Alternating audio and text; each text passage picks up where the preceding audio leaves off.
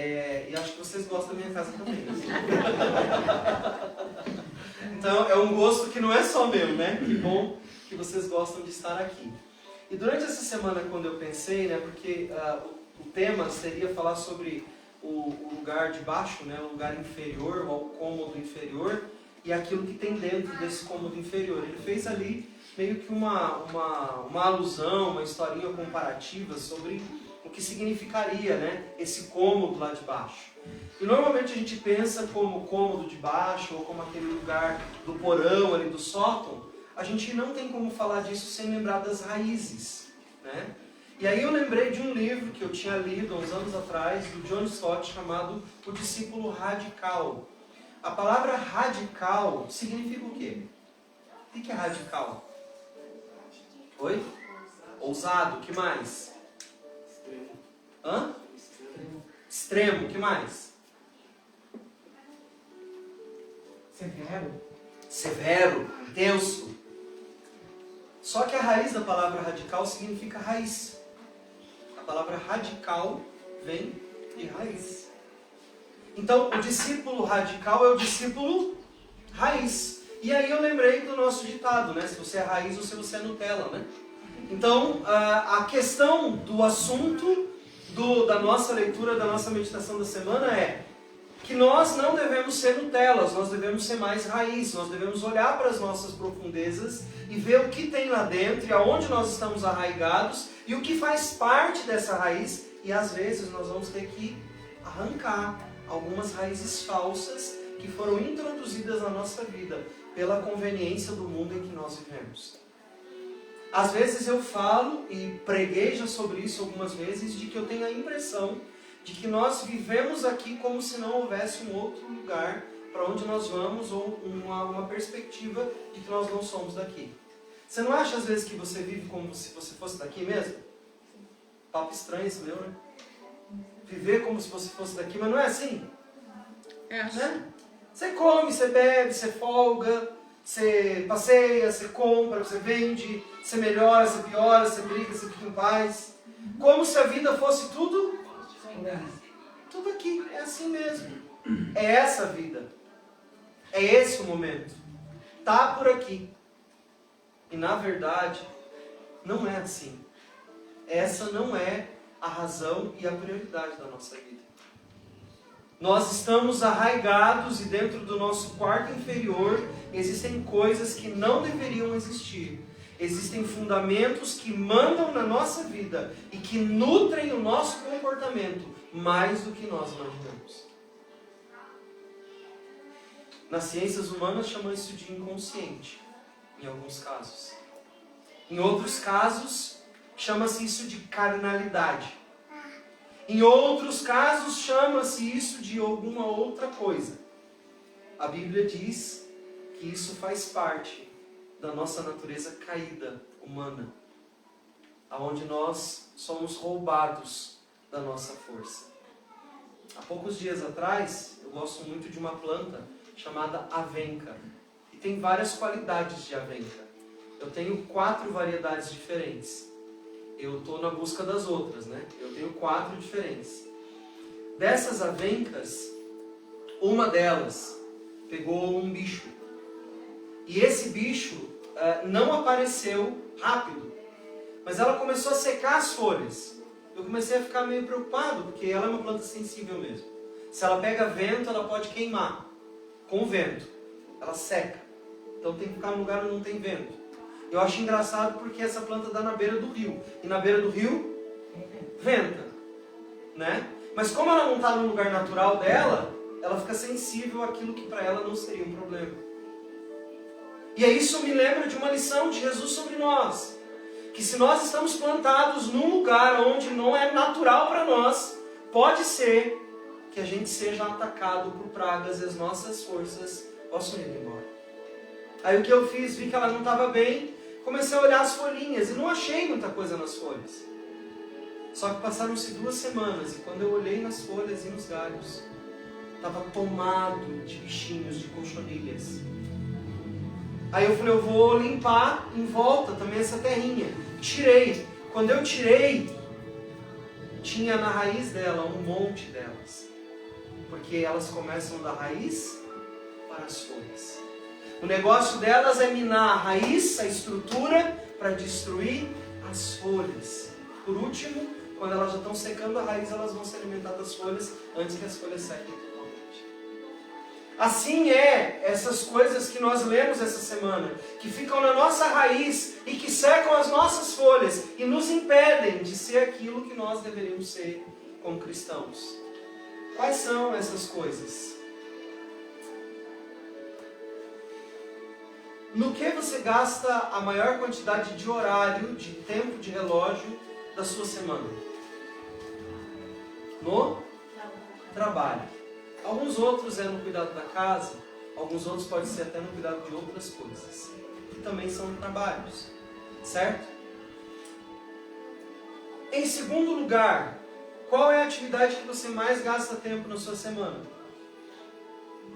Dormindo, né? São de 8, 9, 6 horas alguns, outros 4 horas e meia, 5. Mas é um outro grande tempo que nós gastamos. Segundo as pesquisas mais recentes, brasileiras, a terceira coisa com a qual nós gastamos mais tempo é o quê? Redes sociais. Redes sociais. Estima-se que uma pessoa gaste, somando todos os momentos que ela passa na frente das redes sociais, de 3 a 7 horas do seu dia. Porque às vezes no trabalho, dá uma olhadinha, né? Ali, como quem não quer nada, no intervalinho, vai no banheiro, senta lá e fica olhando, né? Então, essas são as prioridades que nós temos. Ah, pastor, você está sendo muito radical. Estou sendo raiz mesmo. Porque naquilo que nós estamos gastando o nosso tempo é que está o nosso verdadeiro valor. Jesus disse uma coisa que precisa ser entendida por todos nós. Aonde estiver o vosso tesouro, aonde estiver aquilo que vocês valorizam, aonde estiver aquilo que vocês realmente se importam, ali vai estar o coração de vocês. O que Jesus quis dizer com isso? Vocês vão gastar mais tempo naquilo que é mais importante para vocês. E aí nós dizemos I. Ou você não diria I sobre a sua vida? Pastor, mas eu tenho que trabalhar. Ninguém está dizendo que é para você ser vagabundo. Até porque Paulo diz que aquele que não trabalha, que não coma. A Bíblia não condena o trabalho. A Bíblia condena a nossa falta de prioridade. A Bíblia condena o que está no nosso quarto inferior. A Bíblia nos chama a atenção para aquilo que está no fundamento, para aquilo que são as nossas raízes, daquilo que nós estamos nos alimentando. Aquilo que está sendo as coisas mais importantes da nossa vida, as nossas próprias necessidades. Nós temos necessidade de roupas novas, amém ou não amém? Amém. Nós temos necessidade de um carro melhor, nós temos necessidade de uma casa maior, nós temos necessidade de comprar coisas boas e gostosas para comer, nós temos necessidade de comprar um mimozinho, porque a gente merece, afinal de contas, a gente trabalha. O que há de errado com tudo que eu falei até agora? Na verdade, não há nada de errado com o que eu falei. O errado está naquilo que eu ainda não falei.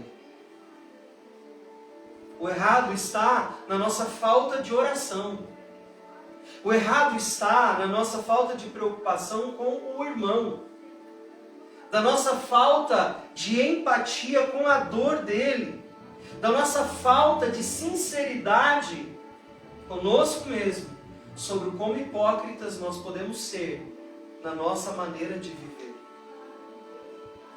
Nós passamos de 6 a 8 horas diárias trabalhando. E nós temos coragem de dizer que não oramos por 20 minutos no mesmo dia.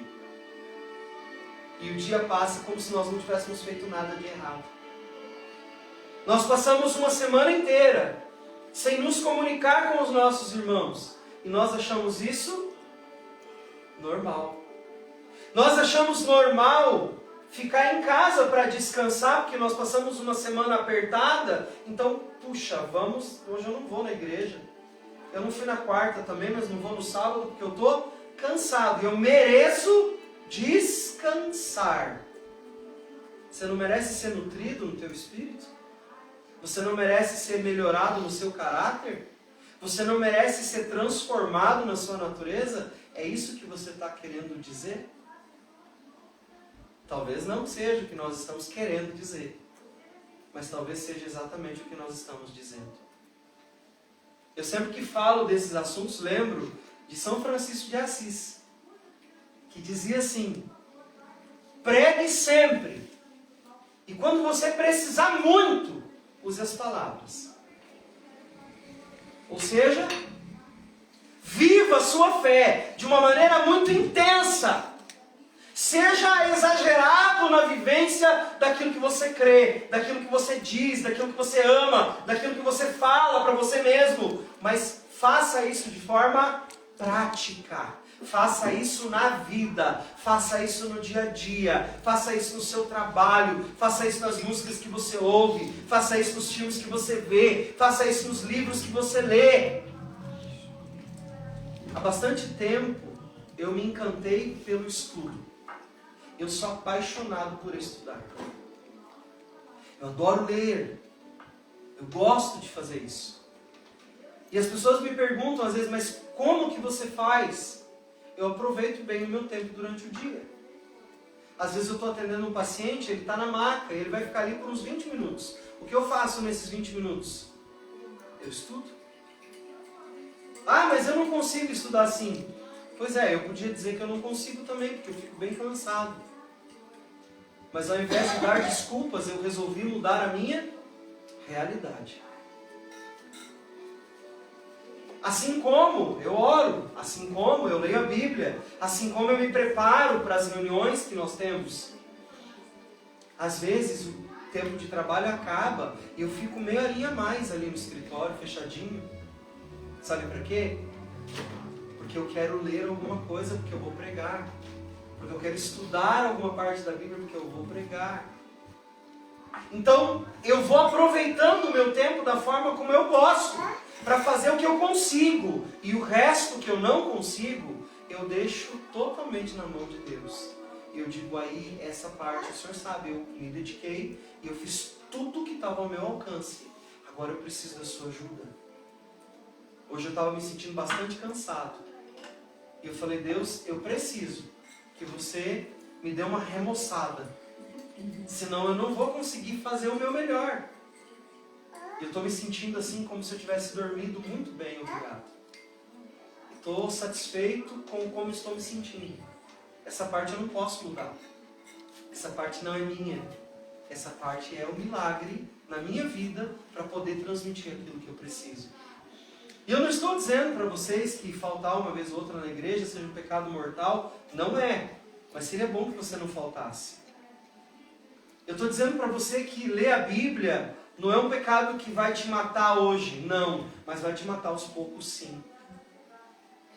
Eu vou dizer para você que se você ouve mais músicas externas, e eu tenho uma opinião particular sobre isso, do que você ouve músicas que falam sobre Deus, tem alguma coisa errada com você. Você precisa se alimentar mais das coisas de Deus, sim. Você precisa, você não é proibido, eu mesmo ouço algumas músicas que não são do meio cristão evangélico, mas eu tomo muito cuidado com aquilo que eu ouço. Porque eu quero saber o que diz a letra, eu quero saber quem é o cantor, eu quero saber em que contexto aquilo está, o que ele está querendo dizer com aquela música que ele está cantando. Nossa, como você é chato. Eu sou mesmo, prazer. Pois eu prefiro ser um chato amadurecendo do que ser um bonachão que não tem crescimento nenhum na sua vida. Uma pessoa permissiva que não consegue se desafiar ao crescimento e à maturidade que Deus espera dos seus filhos. E Deus não espera isso da gente porque Ele tem grandes expectativas. Ele espera isso de nós porque Ele investiu muito em nós. E a Bíblia mesmo diz, aquele que muito é dado, muito será requerido, cobrado. Só que Deus é tão bom que Efésios esclarece esse mistério dizendo, tudo que eu tenho é dele. E até o que eu tenho para oferecer nas mãos para ele, foi ele que me deu. Sabe aquela coisa do pai que compra o presente para o filho dar para o pai? A dinâmica é mais ou menos essa. Eu te dou as capacidades, eu te encho de dons e de talentos para você devolvê-los para mim, como se fosse algo seu. E eu faço de conta que é algo seu. E recebo como se fosse algo seu, com alegria de algo que você produziu, mesmo que nós dois saibamos que não foi você quem fez. Para que Deus faz isso? Para que a nossa natureza se fortaleça nele e nós possamos buscar ser mais parecidos com o Pai. O mesmo mundo que hoje nós buscamos nos satisfazer é o que mais nos frustra. Qual de vocês já foi decepcionado no seu trabalho? Fez. Na hora do gol, chamaram o outro para fazer e ele saiu na capa da revista. Você diz, puxa, que bênção, coisa maravilhosa. Me senti honrado com essa outra pessoa saindo na capa da revista. Qual é o serviço que eu fiz? Você não acha isso maravilhoso? Acontece ou não acontece? O ambiente de trabalho não te proporciona metade do que você precisa, mas te cobra o dobro do que você pode oferecer. Já viveu isso? Não é justo? Não é maravilhoso viver num ambiente assim? Não, não é. É horrível. É horrível porque você dedicou tempo. Eu sei do trabalho do professor, né? Elisângela planeja em casa, imprime em casa colorido, porque não tem recurso, leva, recorta, monta, fura coisinhas no papel com furador, e leva atividade criativa, e não sei o que, nananã. Mas chegue atrasado para você ver o que acontece. Não entregue um relatório no dia correto para você ver o que acontece. Todo bom trabalho que você fez se transforma na falta ou no atraso que você teve. E é impressionante como a gente não aprende. O mundo que nós buscamos tanto nos dedicar nos frustra e nós continuamos com a mesma dedicação. O Deus que nos salvou, que nos abençoa, nos mantém vivo, cuida de nós, nos protege, nos livra, nós tratamos como se não tivesse papel crucial na nossa existência e no nosso dia a dia. Por isso tenha muito cuidado quando você for dizer sim a algo que contraria a sua fé diante dos outros. Nós vivemos uns dias agora aí na semana de Halloween. E eu vi muitos crentes fazendo festinhas de Halloween. Pastor, mas é uma coisa cultural. Querido, primeiro estude. Descubra as origens do Samhain. Descubra as origens dos cultos à fertilidade. Descubra sobre a história antiga de onde isso vem. Para depois você dizer para mim que não tem nada a ver. Tem sim, você está em pecado. Você está desonrando Deus a quem você diz que serve. E existem leis que nos protegem a cunho religioso de não precisarmos participar dessas coisas. Mas você vai ter que brigar. Vai ter que dar cara para bater e dizer, sim, eu sou crente. Eu não participo, eu não quero, por convicções religiosas, eu não vou fazer. Ah, vou descontar o seu dia, fique à vontade. Ah, como eu quero ter crente raiz. Que se impõe, que diz, não! Princípio eu não negocio, não vou fazer. Então você vai perder o seu dia, eu perco. Mas eu perco glorificando a Deus, porque a mim importa agradar a Deus do que aos homens. Nós esquecemos, porque nós estamos vazios das Escrituras. Nós estamos vazios da comunhão com Deus. Por isso nós somos fracos. Por isso o mundo nos arrasta. Por isso nós nos arranhamos e nos enredamos em veredas que não deveríamos. Só que lembre-se, esse mesmo mundo que hoje te obriga, amanhã ele te cobra para manter você longe de Deus. O mesmo mundo que nós queremos agradar é o que nos frustra. Aprendemos que devemos dedicar a nossa vida a Deus, mas nós negamos os princípios éticos que a palavra nos ensina. Agora está uma mania assim, mas eu mereço ser feliz. Você já ouviu isso? Já ouviu isso? Ah, eu mereço ser feliz, eu mereço viver a vida. O que as pessoas estão querendo dizer quando elas falam isso? Eu vou escolher os princípios que são importantes para mim. E que tudo que eu fizer e me fizer feliz, está valendo e Deus vai gostar de me ver feliz. Verdade isso? Não é verdade. Tem coisa que te faz ir feliz para o inferno. Feliz mesmo para o inferno. Tem coisa que te desvia do caminho da verdade. Tem coisa que te afasta do teu irmão.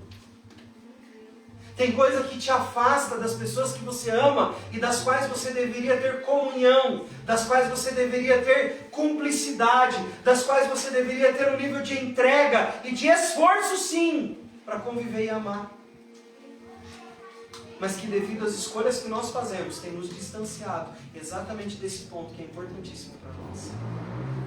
Essas são as mobílias desse cômodo inferior que nós temos, que enfeitam esse cômodo interior, esse cômodo lá de baixo que nos nutre, que nos fortalece, que traz sobre nós essa monte de sujeira que tem nos feito viver de maneira que não glorifica a Deus. Quando tudo que Deus queria era ser glorificado através da nossa vida, nós estamos tornando Ele indigno pelas escolhas que nós temos feito sobre aquilo que nos nutre. Quando eu li algumas coisas essa semana, eu fiquei pensando, Deus, como que eu posso trazer para os meus irmãos uma clareza de todo esse contexto que o Senhor está dizendo? E eu lembrei de um texto, que está em Provérbios 16, 2 e 9, diz assim: todos os caminhos do homem são puros aos seus olhos, mas o Senhor olha para o Espírito. Confia no Senhor as obras, e os teus desígnios serão estabelecidos. O Senhor fez todas as coisas para determinados fins, até o perverso, para o dia da calamidade. Ele está dizendo assim, diante dos olhos do homem, tudo que ele faz está certo. Mas eu não olho só para o que ele faz. Eu estou olhando para o que está dentro dele e que motivou aquilo que ele está fazendo. Eu sei que não é uma música cristã, mas eu vou dizer para vocês um trecho que descreve basicamente isso aqui. Que Deus me livre de mim e da maldade de gente boa e da bondade da pessoa ruim. Podia estar na Bíblia esse versículo. Podia ser um provérbio bíblico. Que Deus me livre de mim e da maldade de gente boa. Gente boa faz maldade? Faz. E da bondade da pessoa ruim. Porque o ruim também faz bondade. O que esse trechinho está querendo dizer? Cuidado. A natureza humana é uma natureza corrompida. E ela vem sempre querendo obter vantagens. Inclusive, vou falar bem baixinho que é para os outros não ouvirem. Você mesmo consigo mesmo. Bem redundante, isso que era para ficar bem marcado mesmo. Sabia que a pessoa ruim que faz bondade às vezes é você? Sabia que a pessoa má que faz bondade só para ter o outro na mão é você também? Sabia que às vezes Deus tem que nos livrar de nós mesmos? Porque nós nos traímos e nos atraímos para lugares que não deveríamos estar e nem conhecer. Por isso que a Bíblia está dizendo, todos os caminhos te parecem bons, mas não são. Você está olhando tudo e dizendo, mas ter tudo isso é bom, eu vou ter que trabalhar um pouco mais, daí eu não vou poder ir na igreja, mas é só um dia que eu não vou. E outro dia, e outro dia, e outro dia, e outro dia, e nunca mais, e não fui mais, e estou afastado, e apaguei, e já não sei mais quem eu sou. E daqui a pouco eu estou igual ao todo mundo. Antigamente a gente usava muito essa expressão, né? Do mundo e de Deus, do mundo e de Deus. Aí começaram a nos criticar. O que é do mundo, o que é de Deus? E a gente começou a ficar frouxo. E a gente começou a viver as coisas do mundo como se fosse tudo certo e correto. Não é. Os valores são os mesmos. A palavra não mudou. O caminho não é outro. O caminho é esse mesmo. Tem um mito no livro que ele conta que é muito parecido com uma história bíblica, que é o mito da caverna. Onde esse mito é muito conhecido, principalmente na filosofia. Eu não vou contar ele direitinho, mas não é essa a questão. É só para a gente ter uma ideia do que eu estou querendo falar e de onde eu quero chegar. Ele conta um mito de que algumas pessoas viviam na caverna, sempre olhando para uma parede que estava à sua frente. E atrás deles tinha luz e fogo. E esse fogo projetava sombras naquela parede. E tudo que eles conheciam na vida eram aquelas sombras projetadas na parede. Um dia alguém, vendo eles daquela forma, ficou muito tocado, trouxe a eles uma mensagem vinda do seu rei. Diga para eles que saiam, para eles não só verem as sombras, mas para começarem a ver as coisas como elas são. Sentir o cheiro da flor, ouvir o canto do pássaro, falar com as pessoas, ver o azul do céu, como as águas são bonitas e refrescantes, sentir, tocar. E esse mensageiro foi até lá. Eles, com medo daquela mensagem, de sair do seu lugar de conforto, mataram o mensageiro. E não quiseram sair da situação em que estavam. A Bíblia diz que é muito difícil você querer falar para alguém que não quer te ouvir. Eu estou certo nisso? Não? Tem até uma parábola na Bíblia, que é a do filho do dono da vinha. O dono da vinha arrenda a sua vinha e deixa pessoas para cuidar. E diz, olha, um dia eu vou voltar. E eles cuidam. E quando ele manda os seus servos e o seu filho, pensando que eles iam respeitar a ele, sabe o que eles fazem? Eles matam o mensageiro. Porque eles não aguentam ter contato com a verdade. Eles não aguentam ter contato com a realidade. Para eles, viver apenas nas sombras se tornou a única forma de viver. E eu acho que às vezes nós, como cristãos, estamos vivendo exatamente da mesma forma. Existe uma vida plena e absoluta em Deus, cheia de cores, de cheiros, de sabores, de experiências, e nós optamos por continuar cuidando só da nossa carreira, cuidando só das nossas conquistas, olhando só para o nosso próprio nariz e querendo descansar, e querendo curtir, querendo viver, e acabamos matando o mensageiro e olhando apenas para as sombras, como se fosse a nossa única possibilidade de viver. Mas pastor, então se isso é as sombras, o que seriam de verdade os elementos? Seria principalmente uma vida em comunidade. É impressionante como a Bíblia é rica nisso. Lá no começo mesmo, quando Deus chamou o seu povo Israel para caminhar no deserto e para se reunir, para adorar a Deus, Ele deu um nome para esse ajuntamento. E o nome desse ajuntamento é Kahal Adonai. Ou seja, o povo, a aldeia, o círculo de Deus. Kahal de Adonai. A comunidade de Deus, a comunidade de Adonai. E essa comunidade tinha um objetivo específico, não era plantar, não era colher. Qual que era o objetivo principal dela no deserto? O que ele fala para o faraó, que é para liberar o povo para ir para fazer o quê? Plantar? Assaltar os caminhantes e conquistar os povos do deserto? Moisés vai até o faraó e diz assim, nosso Deus nos convidou a sairmos daqui num caminho de 3 dias no deserto para adorá-lo. Para adorar a Deus. A palavra adorar na Bíblia significa serviço. Para servir a Deus no deserto. Então Deus chama o seu povo para servir a Ele. Servir como, gente? Orando uns pelos outros. Parando para olhar aquela coluna de fogo maravilhosa na sua frente. Tá vendo? Tem uma chama meio azul ali, está vendo? Que legal aquilo. Pois é, está quente, né? Tá.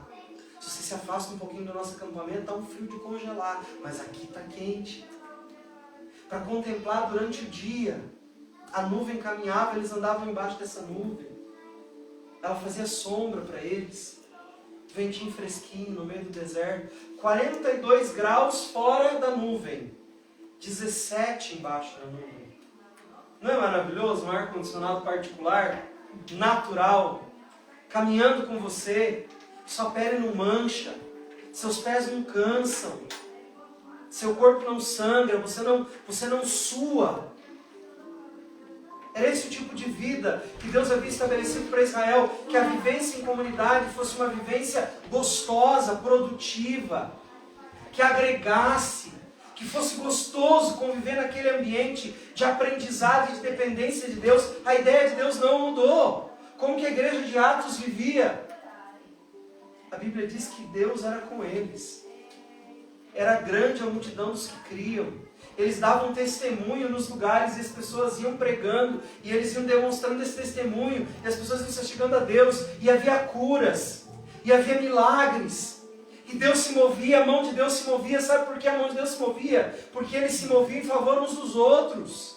O que essa comunidade fazia uns pelos outros? Não havia entre eles necessitado. Eles oravam juntos, Eles partilhavam da mesa juntos. Por isso Deus se movia entre eles. Eles viviam em forma comum. Eles se dedicavam uns aos outros. Eles amadureciam uns aos outros. A gente vê ali um discípulo de Cristo cuidando do outro discípulo. A gente vê Paulo chamando Timóteo. A gente vê Paulo chamando João Marcos. A gente vê Paulo indo para Éfeso. A gente vê João Marcos indo para lugares onde Paulo não ia. A gente vê Pedro fazendo milagres onde não vimos João, mas o João estava fazendo outra coisa em outro lugar. E nós vemos o Pedro na Macedônia. E nós vemos o Paulo na Espanha. E cada um ia para um lado. E aonde eles iam, a palavra diz, a boa mão do Senhor era com eles. Mas por quê? Porque eles viviam em comum. Os valores deles não eram ter para si, era ter para a comunidade, era ter para que aquilo funcionasse, era vestir a camisa, era fazer dar certo. Eles queriam ver a igreja florescer, eles queriam ver pessoas sendo salvas, eles queriam ver cura, mas principalmente eles queriam ser irmãos. Hoje nós queremos ser igreja, mas nós não queremos ser irmão. Nós queremos ir num culto abençoado, nós somos exigentes de uma palavra boa, nós queremos uma equipe de louvor bem treinada, nós queremos luzes, nós queremos cadeiras confortáveis, nós estamos só pensando em nós. E a palavra diz que os discípulos se reuniam, orando e pensando uns nos outros.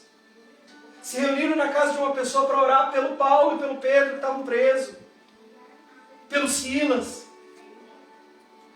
Estava reunido em Éfeso para orar por João Marcos, abençoando financeiramente a Barnabé, Loide, Lídia, costuravam para vender suas costuras, para comprar um vestido melhor, para ampliar a sua casa. Sabe por que elas trabalhavam? Para manter Paulo e Timóteo fazendo o que elas não podiam fazer. Nós podemos viver com o que nós temos, mas a obra não. A obra precisa ter o nosso melhor. Então nós vamos fazer o nosso melhor, mas a obra vai ter o nosso melhor. Aí os crentes hoje não contribuem porque eles não vão enriquecer pastor. Tinha que ser assim, não vai enriquecer bandido, porque pastor, você não vai enriquecer mesmo, porque pastor de verdade vai usar os recursos que tem para abençoar as suas ovelhas e aquelas que ainda vão vir. Então é fácil de discernir quem você pode investir e quem você não pode. É só você olhar para a vida. Está disposto? É terra boa. Está juntando para si? Você já está vendo. Mas a gente está com preguiça de pensar.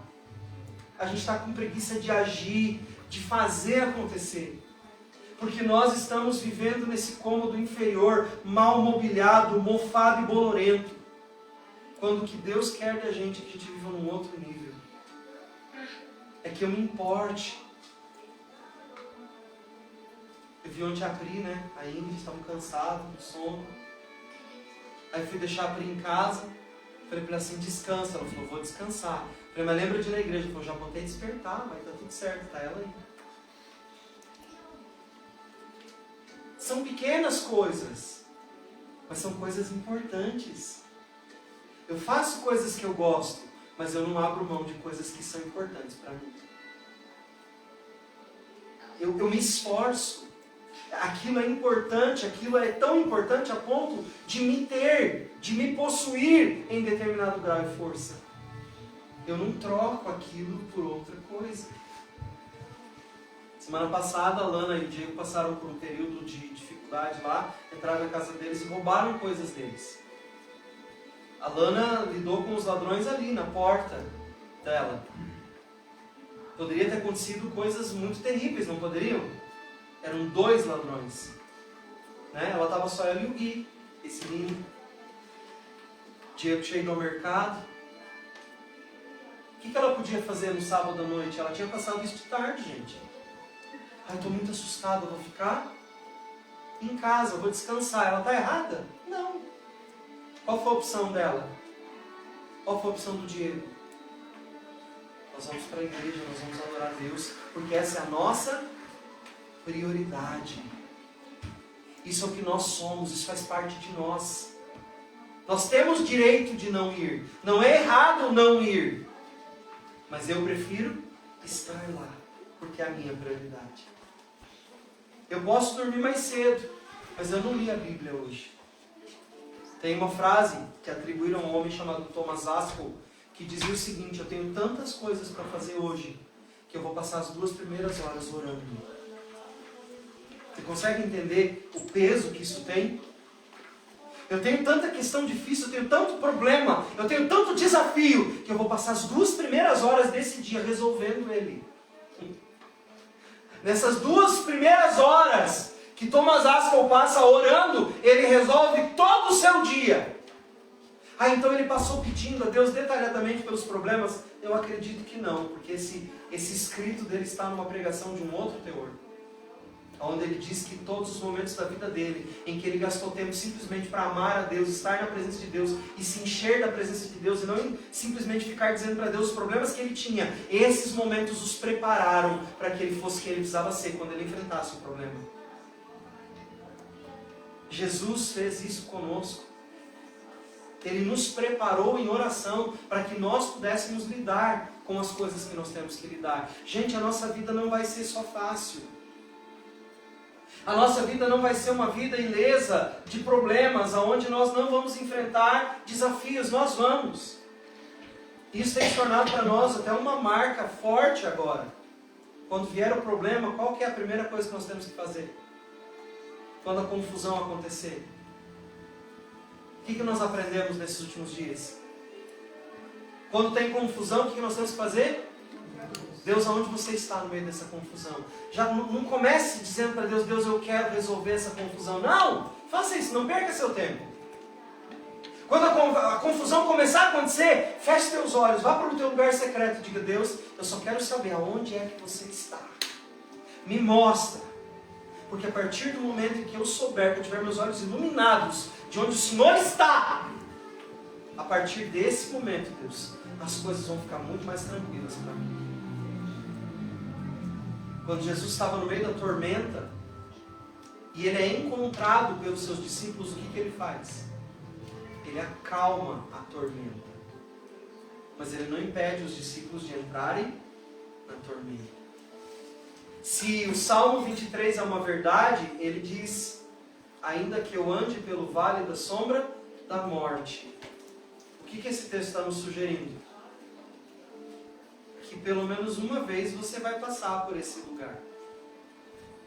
E talvez você não goste de passar pelo vale da sombra da morte. Eu acho que ninguém gosta de passar por esse lugar. Mas ele tem um recado importante. Ainda que eu ande pelo vale da sombra da morte. O que o texto diz?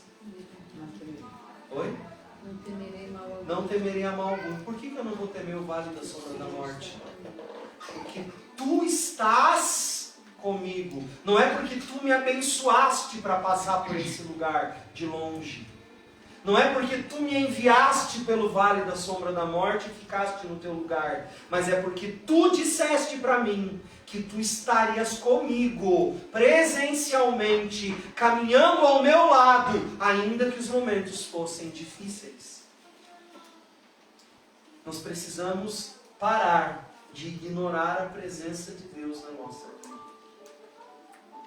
Ele nos chamou para vivermos com Ele, para darmos valor ao que Ele dá valor, para cuidarmos uns dos outros, para orarmos uns pelos outros, para suprirmos necessidades uns dos outros. Eu fiquei tão orgulhoso de vocês essa semana, mas tão orgulhoso, que nós começamos a juntar as coisinhas para o seu Osório e para a Dona Amélia. Eu falei para a Rádio: não põe na lista só necessidades, não foi? Pode pôr os desejos também. Tudo que estava na lista, tô certo? É que ainda falta uma semana. Né? Quase tudo, falta pouquinho. Quase tudo que estava na lista, inclusive as coisas mais caras. Sabe o que isso diz para mim? Que vocês estão entendendo o que nós queremos ser. Mas eu não tenho isso, daí eu vou dar para o outro. Só para ver felicidade nos olhos deles.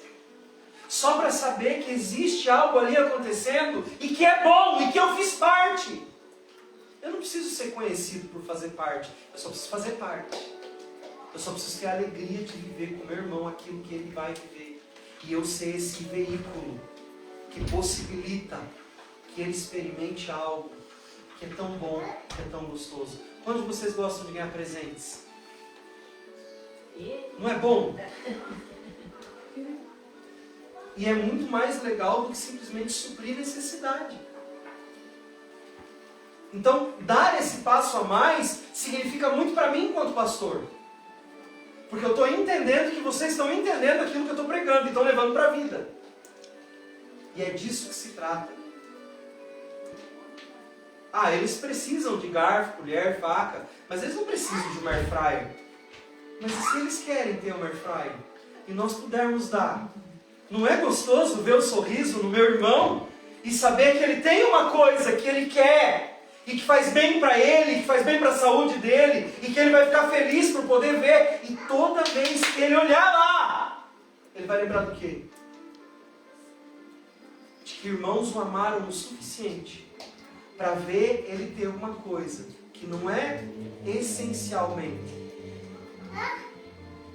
uma necessidade, mas que é essencialmente uma prioridade para quem ama. Porque eu quero vê-los bem. Essas são coisas que Deus quer que nós vivamos. Essas são coisas que nós vamos construir enquanto comunidade, enquanto igreja. Eu não quero que você tenha só suas necessidades supridas. Eu quero também que você realize sonhos.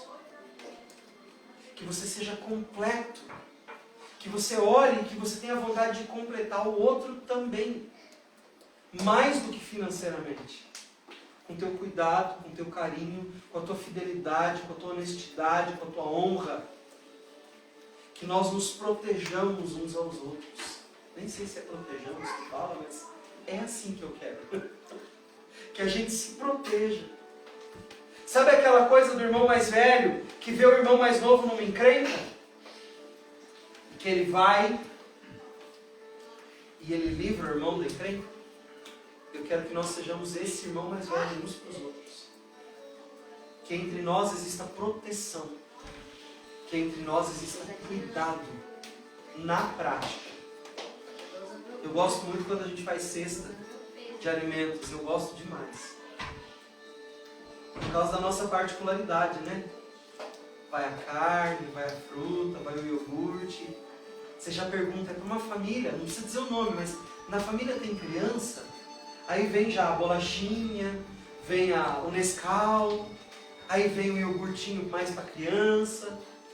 Porque tem um cuidado, tem um carinho ali. Não é só tapar um buraco. É deixar feliz. Porque isso também faz parte de quem nós devemos ser em Jesus. Essas coisas que nós temos aprendido fazem parte daquilo que nós estamos lendo e meditando durante a semana. Faz parte daquilo que Deus quer que nós nos tornemos uma essência da nossa comunidade. Não é fácil. Não é fácil porque o Odécio vai ter as falhas dele. E eu vou amar ele apesar de ele ter. A Rita vai ter as falhas dela. Mas eu não vou deixar de amar a Rita porque ela falhou comigo.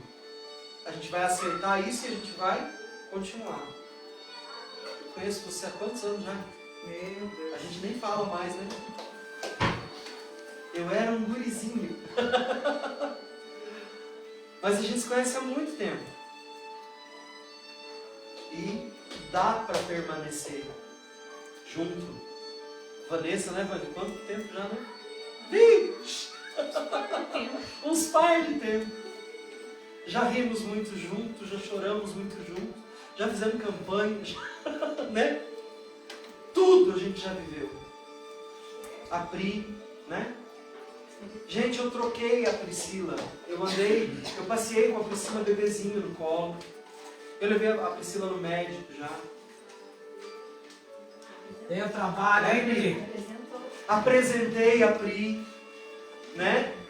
Coisas incríveis, maravilhosas a gente já viveu. Oi? Levei no Enem, prova. Daqui a pouco eu vou estar levando ela na faculdade. Caminhos que se escolhe fazer, porque se ama e porque se entendeu. Eu só fiz isso por amor, porque eu amo a Pri, ela sabe disso. Amo a Vanessa, amo a Odécio. Amo a Rita, amo todos vocês. Amo você, Didi. Amo todos vocês. Cada um com o seu jeito, com a sua particularidade. Vocês não são perfeitos e não precisamos ser perfeitos. Nós só precisamos ser verdadeiros. Se formos verdadeiros com aquilo que nós temos aprendido, nós nos tornaremos uma comunidade que vai ser referência, não só para o mundo, mas para o reino espiritual. O reino espiritual vai olhar para nós e vai dizer, ali, uau, ali é porta do céu. Pode ir que é firme. Mas quem constrói isso somos nós juntos. Subindo para os cômodos superiores e não para os inferiores. Mas isso eu vou falar só semana que vem. Olhando para as coisas que fazem sentido. E deixando as coisas que não fazem sentido. Deixando de trabalhar 8 horas por dia só por mim. Deixando de passar 3, 4 horas nas redes sociais só para me satisfazer.